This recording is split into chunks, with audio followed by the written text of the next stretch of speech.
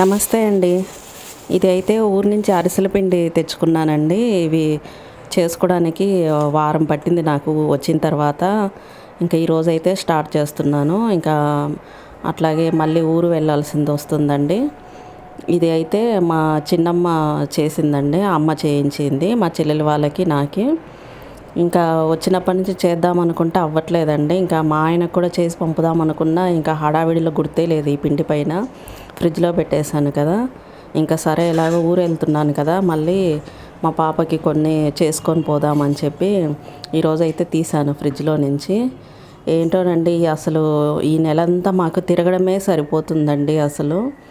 ఇంకా అరిసెలు అయితే చాలా బాగా వచ్చాయండి. టేస్ట్ కూడా చాలా బాగున్నాయి. ఇంకా ఇప్పుడు కూడా మొత్తం పిండి అయితే చేయట్లేదండి, సగం పిండే చేస్తున్నాను. ఇలా మళ్ళీ ఊరు వెళ్ళాలంటే చాలా ఇబ్బందిగా ఉందండి. ఇంకా మా వాడికైతే బాగా, వాడికైతే ఎంజాయ్గా ఉంది పోయి మళ్ళీ అక్కడ మళ్ళీ ఎంజాయ్ చేయొచ్చని. నాకైతే ఇంకా తలనొప్పిగా ఉందండి. మళ్ళీ ఈ లగేజ్ అంతా తీసుకొని వెళ్ళాలి. మా ఆయన ఉంటే ఇబ్బంది ఉండదండి, అంతా ఆయన చూసుకుంటాడు.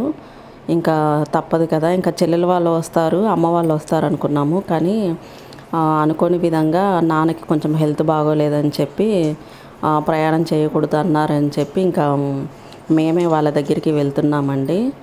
ఇంకా అక్కడ చెల్లెల వాళ్ళ దగ్గర ఒక 4 డేస్ అట్లా ఉండేసి తర్వాత మా పాప హైదరాబాద్లో ఉంటుందండి, జాబ్ చేస్తూ ఉంటుంది. ఇంకా ఆ అమ్మాయి దగ్గర వెళ్ళేసి ఒక వారం అట్లా ఉండేసి వద్దాంలే ఇంకా అని చెప్పి ఇంకా మళ్ళీ ప్రయాణం అయితే అవుతున్నాము. ఇది ఇంకా ఇవైతే అన్నీ రెడీ చేసుకుంటున్నానండి. ఇంకా ఈసారి అన్నీ ఒకటి అనుకుంటే ఒకటి అయిపోతున్నాయండి. మేము ప్లాన్ చేసుకున్నవి ఏవి కరెక్ట్గా అవ్వట్లేదు. ఇంకా ఊరు వెళ్ళిన బ్యాంక్ పని మీద వెళ్ళాము, ఆ పని కూడా అవ్వలేదండి. ఇంకా బంగారు అది గోల్డ్ రెన్యువల్ కోసం వెళ్ళాము, కానీ రెన్యువల్ అయితే అవ్వదంట. మొత్తం అమౌంట్ కట్టి తీసుకోవాలంట. ఇంకా మొత్తం అమౌంట్ అంటే అంత అమౌంట్ లేదని చెప్పి ఇంకా కొద్దిగా అమౌంట్ అయితే ఉంటే అదైతే కట్టేసి వచ్చేసాము. అందుకోసమే వెళ్ళామండి, లేకపోతే వెళ్ళే వాళ్ళం కాదు. ఎందుకంటే మళ్ళీ ఈయన మళ్ళీ అక్కడికి వెళ్ళాలి కదా, అందుకోసము తర్వాత వెళ్దాంలే అనుకున్నాము. ఇంకా లేదు, తప్పనిసరిగా ఈయన ఉన్నప్పుడే వెళ్ళాల్సి వచ్చింది. అక్కడ కూడా 2-3 డేస్ ఉండేసి వచ్చాము. ఇంకా తర్వాత మళ్ళీ వచ్చిన రెండో రోజుకి మా ఆయన వెళ్ళిపోయారు. తర్వాత మళ్ళీ 4 రోజులకి మళ్ళీ విజయవాడ ప్రయాణం అయితే చేస్తున్నాము. విజయవాడలో ఉంటారు చెల్లెలు వాళ్ళు. ఇంకా అమ్మ వాళ్ళు కూడా చెల్లెలు వాళ్ళ దగ్గరికి వచ్చారండి. అందరూ కలిసి ఇక్కడికి రావాలని ప్లాన్ చేసుకున్నారు. కానీ ఈలోపు నాన్నకి సడన్గా ఆరోగ్యం బాగోలేదని తెలిసింది. ఇంకా అందుకే నేను కూడా వెళ్తున్నాను, అలాగే చూసినట్లు ఉంటుంది, ఒక 2-3 రోజులు వాళ్ళతో ఉన్నట్లు ఉంటుంది అని మళ్ళీ బయలుదేరుతున్నాము.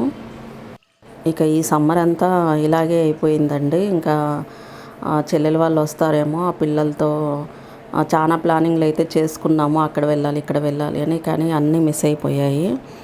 ఇంకా సరే మేమే వెళ్తున్నాము అక్కడికి.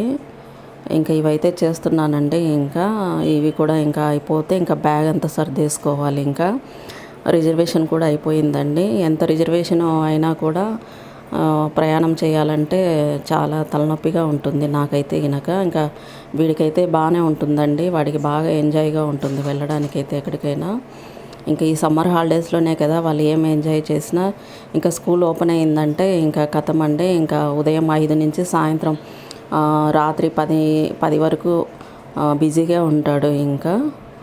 ఇంకా అందుకే నేను కూడా ఏమనట్లేదు. ఇంకా ఇల్లు కూడా పూర్తిగా ఇంకా సెట్ చేసుకోలేదండి. ఇంకా చిన్న చిన్న పనులు అయితే అలాగే ఉండిపోయాయి.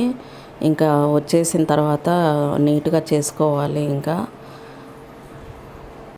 ఎంత సర్దినా కానీ ఇంకా ఎక్కడి సామాన్లు అక్కడే ఉన్నట్లు అనిపిస్తుందండి, నీట్గా అయితే అనిపించట్లేదు. ఇంకా ఊరు వెళ్ళేసి వచ్చిన తర్వాత అంతా నీట్గా సెట్ చేసుకోవాలండి. ఇంకా ఏమున్నా మళ్ళీ 1 ఇయరే అండి. మళ్ళీ తర్వాత వెళ్తే మా ఆయన దగ్గరికన్నా వెళ్దాము, లేకపోతే బాబుకి ఇంటర్లో ఎక్కడైనా జాయిన్ చేసి అక్కడైనా ఉండి చదివించుకోవడము ఏదో ఒకటి అయితే చేయాలండి. ఇంకా తప్పదండి, మా ఆర్మీ వాళ్ళకైతే ఇంకా ఈ పోస్టింగ్ల వల్ల తిరగాల్సి వస్తుంది.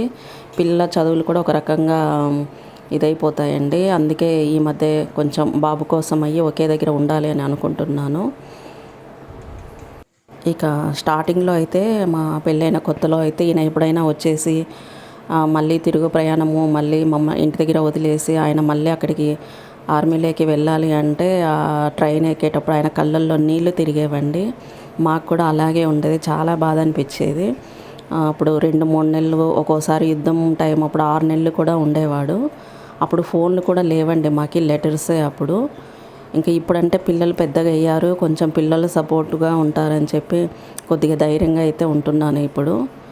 ఇంకా ఆర్మీ వాళ్ళ లైఫ్ అట్లాగే ఉంటుందండి. ఇంకా ఈ యుద్ధాలు ఏదైనా బార్డర్లలో ఏదైనా జరిగినప్పుడే ఆర్మీ వాళ్ళ గురించి అయితే అందరూ అనుకుంటారండి, అప్పుడే వాళ్ళ విలువ తెలుస్తుంది. తర్వాత అయితే అసలు అనుకోని కూడా అనుకోరు. కానీ చాలా కష్టంగా ఉంటుందండి ఆర్మీ వాళ్ళ లైఫ్. ఇంకా ఎక్కువ ఫ్యామిలీతో స్పెండ్ చేయరు. ఇప్పుడైతే మా ఆయన ఆర్మీలో రిటైర్డ్ అయ్యి డిఎస్సిలో జాయిన్ అయ్యారు.